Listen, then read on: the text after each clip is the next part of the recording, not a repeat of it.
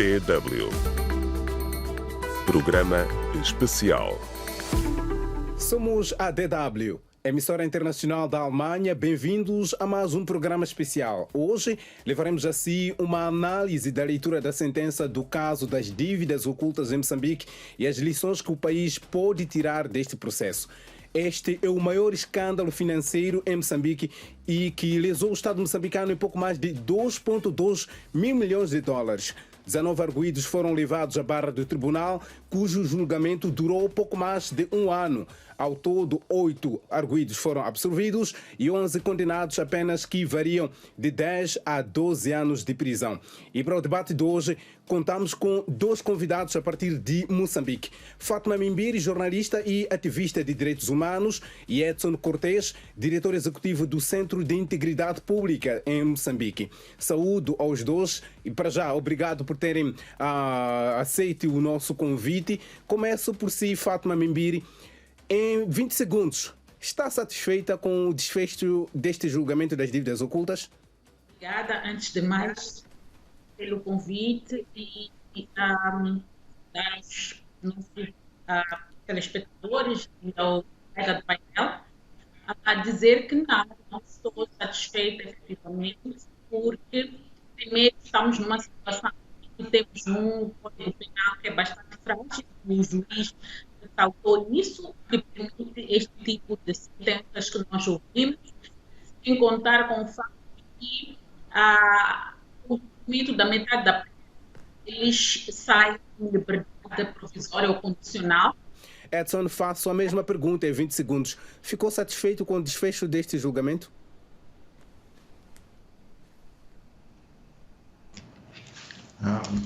Muito obrigado pelo convite para participar deste programa. Bem, acho que desde o início do julgamento somos da opinião que há muito mais atores que deveriam responder em tribunal e não estão. E estes são aqueles os poucos que foram apanhados e que conseguiu-se levar à barra do tribunal. Agora, olhando para as sentenças que foram ontem divulgadas, julgo eu que não. De modo geral, não estamos felizes com as sentenças, acima de tudo, porque julgamos que no debate sobre a corrupção atual, o mais importante até não são as sentenças. O mais importante é recuperar dinheiro ou os ativos que esta gente dilapidou ao Estado moçambicano neste grande esquema financeiro. E aí não sentimos que tenham sido criadas condições para recuperar totalmente os ativos. Mesmo com a aprovação da lei de recuperação de ativos, eu dizia, mesmo com a aprovação da lei de recuperação de ativos, o CIP continua a sentir que falta alguma coisa. Claramente, neste julgamento estava, pelos dados que foram apresentados durante as várias sessões, estavam a ser discutidos valores por aí entre 50 a 70 milhões de dólares. Mas nós estamos a falar de um crime financeiro de mais de 2,2 mil milhões de dólares. Então, há muito dinheiro que não se sabe para onde foi, onde é que está e com quem é que está. E esse dinheiro vai lesar o Estado moçambicano, lesou os moçambicanos.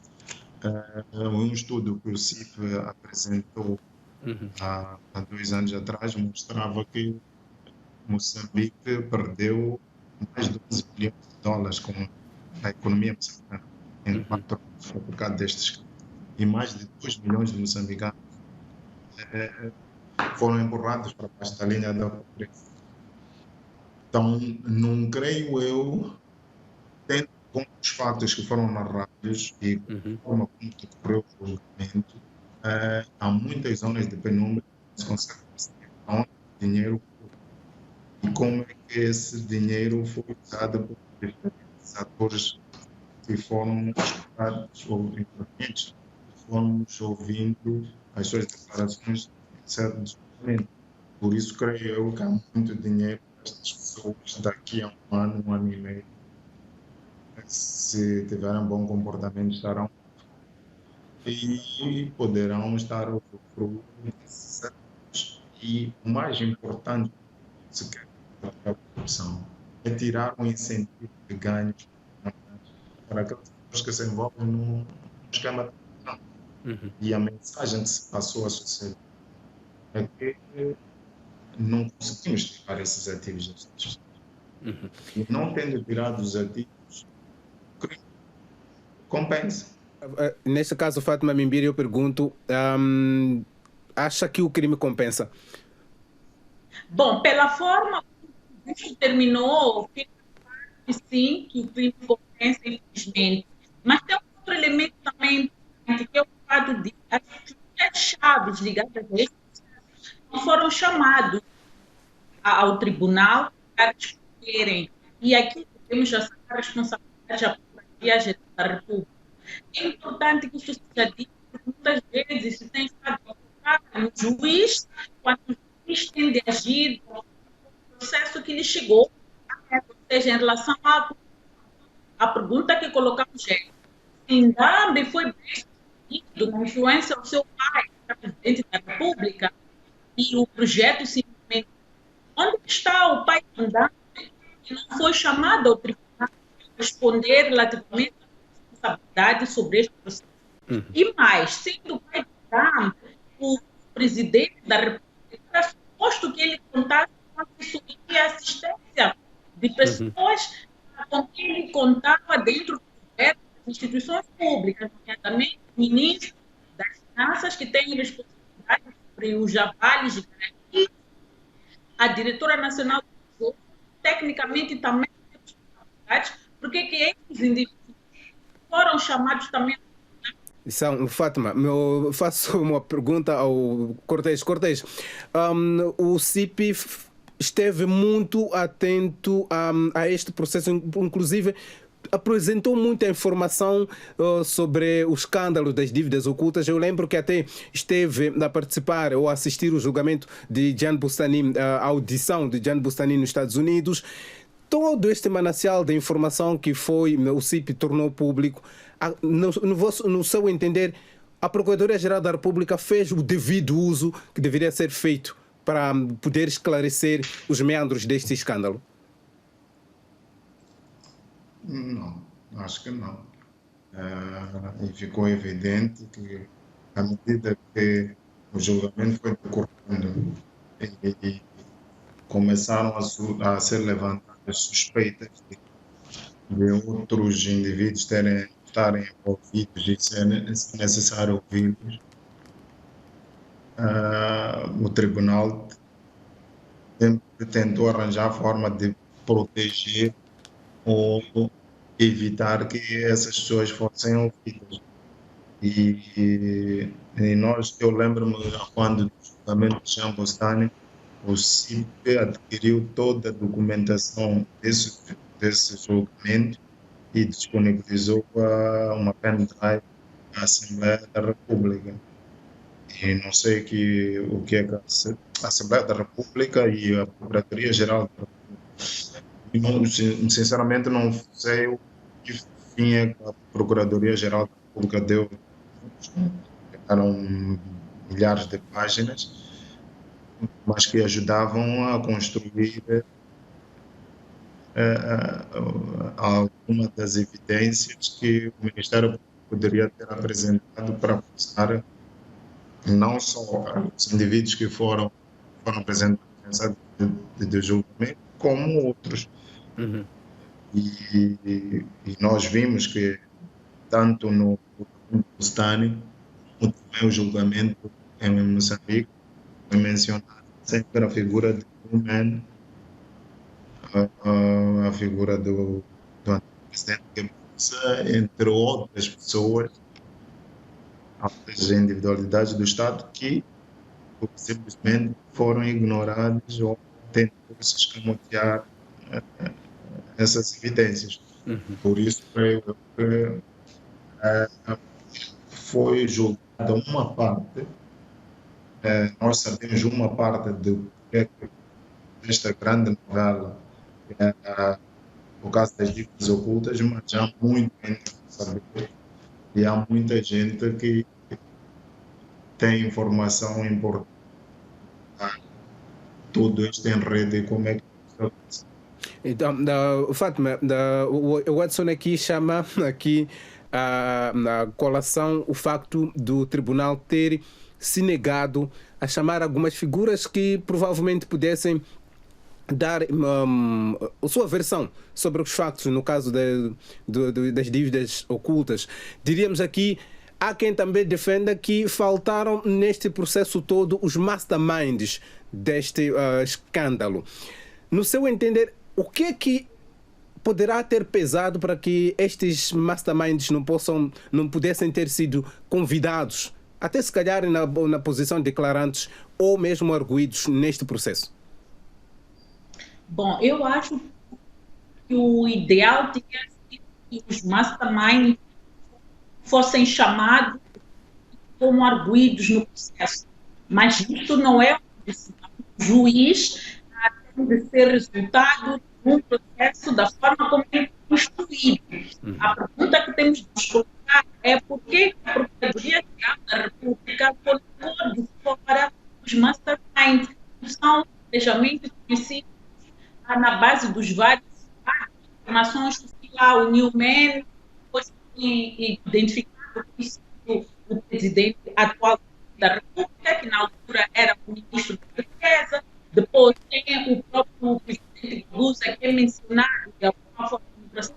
E ainda que ele não tenha mencionado como uma das suas codinomes, o fato dele ser o presidente da República e este projeto de questões ligadas à segurança, ele tem responsabilidade ou por omissão ou por ação. Então, nós precisamos saber da Procuradoria o que é que foi omissão ou o que foi ação. Então, a pergunta central é como é possível um projeto desta envergadura ser implementado sem o presidente da República tomasse conhecimento da de segurança. Portanto, depois tem o Manuel Stein, que está fora do país, mas que é uma figura-chave para o esclarecimento da situação. Fala-se de um processo de Manuel Stein, mas e neste caso, Fátima, deixa eu só lhe cortar, defende a ideia de que se não existe no enquadramento jurídico moçambicano a figura de processos autônomos, é possível abrirmos, ou seja, a Procuradoria-Geral da República abrir sobre processos contra estas pessoas que a sociedade acha que deveriam ser ouvidas? Bom, sim, as práticas sobre processos contra essas pessoas, porque essas pessoas devem ser responsabilizadas por aquilo que fizeram ou deixaram de fazer. Fátima lança aqui o debate, principalmente sobre as figuras masterminds que não foram arroladas neste processo. Aliás, também na sua intervenção anterior, Edson também fazia menção a isto. A pergunta que eu iria colocar é, perante estes factos todos, como é que a justiça moçambicana vai ter que se adaptar e vai ter que agir, tendo em conta que aqui há aquilo que muita gente chamou um peso político no processo, mas também o peso jurídico, a instrução, a forma como este processo foi instruído? Eu julgo que vamos entrar em anos eleitorais. No próximo ano temos eleições autárquicas em Moçambique e a seguir temos eleições gerais. As pessoas dizem que há pretensões por o presidente Nilce de candidatar-se a um terceiro mandato. Não sei se isso é verdade, não sei se consegue vingar essa pretensão. Se não vingar essa pretensão, E se o candidato não for alguém próximo de News, veremos eventualmente um judiciário que poderá este dossiê e arrolar as pessoas para que haja mais esclarecimentos. Edson, Que nesta não, ótica não, de não, ideia, está a dizer que no campo político ainda poderemos ter uma batalha que se camufla com processos judiciários. mas acho que ninguém tem dúvidas que em Moçambique o judiciário só faz aquilo que o poder político quer ou pretende. Tanto é que o antigo presidente Armando Guebuza, quando foi convidado a prestar declarações no âmbito deste caso, disse que não confiava na Procuradoria-Geral da República. Dizer que não confiava na Procuradoria-Geral da República, o que ele estava a mostrar é que não confia no poder político que dá ordens e manda sobre o poder judiciário neste momento. Então, tudo o que for acontecer no campo político irá determinar os próximos passos no que diz respeito às dívidas ocultas. Fátima, olhando para todo este processo, o debate que também que se lançou no país, que lições é que Moçambique pode tirar de todo este processo das dívidas ocultas, principalmente quando se discute todos os dias a corrupção? Mas neste caso estamos a falar de uma corrupção daquilo que muitos apelidaram de crime organizado que se alojou no Estado. Bom, de fato, o crime organizado no Estado e a grande lição que pode tirar deste processo é que nós estamos com um Estado e as nossas instituições assaltadas pelo crime organizado, as pessoas que estão a gerir as nossas instituições estão lá, de fato, para servir e não para servir os interesses do Estado. Ficou claro também que tem grande influência dos seus pais, e isto não é uma exclusiva do antigo, do reinado, digamos, o consulado de Busa. Então, eu penso que moçambicanos já precisamos tomar é que nós temos que assumir responsabilidade relativamente a tudo isto que está a acontecer, no sentido de que nós, eventualmente, não estamos a pensar nas pessoas certas, ou as pessoas em que nós estamos a confiar estão a abusar exageradamente da nossa confiança, e nós temos que dar um passo a isso. Nós precisamos de conduzir o nosso Estado para uma situação em que nós nos projetamos de fato princípios de servir o interesse público e não o interesse público. A pergunta é onde é que estão os cidadãos que estão bastante atentos em relação a isto que está a acontecer. Obrigado, Fátima. Edson, faço a mesma pergunta. Que lições o país pode tirar de todo este processo das dívidas ocultas? Eu penso que Moçambique não tirou lições nenhumas.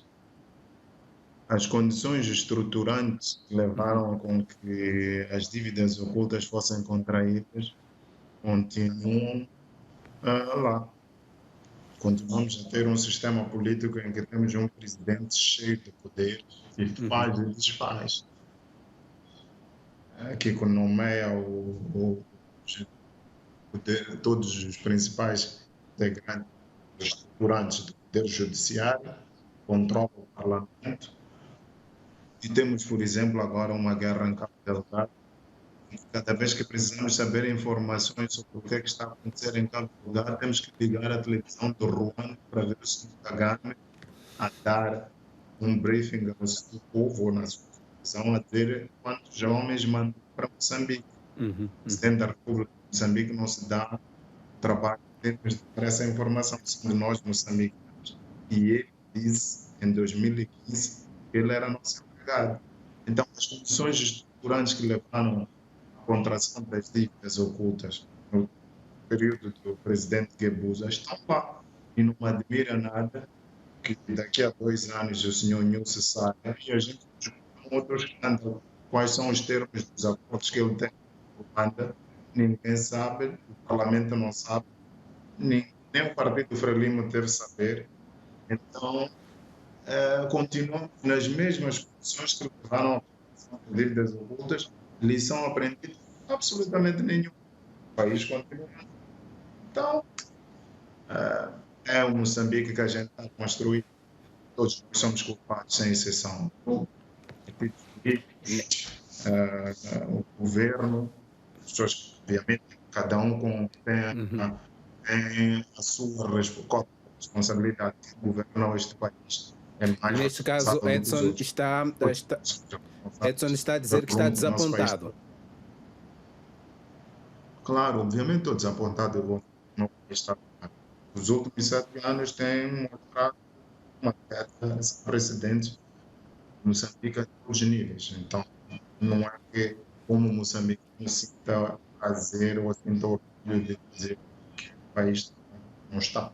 O país não está bem. Então, muito obrigado, Edson Cortês, e também agradeço a si, Fátima Mimbir, por se juntarem os dois neste debate, em que estivemos aqui a analisar a leitura da sentença do caso das dívidas ocultas. Obrigado, até a próxima. Obrigado. Fizemos assim o debate de hoje em que estivemos a analisar a leitura da sentença do caso das dívidas ocultas em Moçambique, o maior escândalo financeiro que o país já viveu na sua história. Foram pouco mais de 2,2 mil milhões de dólares que foram sacados dos cofres do Estado. E neste debate de hoje contamos com Edson Cortês, diretor executivo do Centro de Integridade Pública de Moçambique, mas também tivemos Fátima Mimbir, jornalista e ativista de direitos humanos.